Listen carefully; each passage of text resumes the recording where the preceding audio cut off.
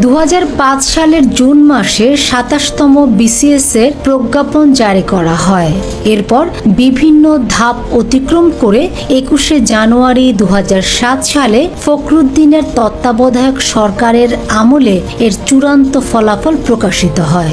পরে শুধুমাত্র সন্দেহের অজুহাতে বিসিএস এর মতো গুরুত্বপূর্ণ একটি ফলাফল বাতিল করা হয়।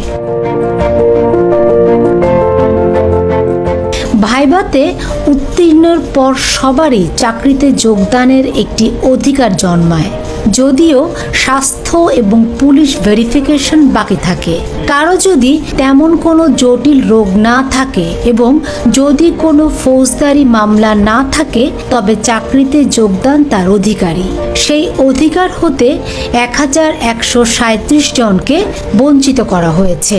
তাদের উপর যে অমানবিক সিদ্ধান্ত নেওয়া হয়েছিল 2025-এ তারই সিদ্ধান্ত দিল আদালত।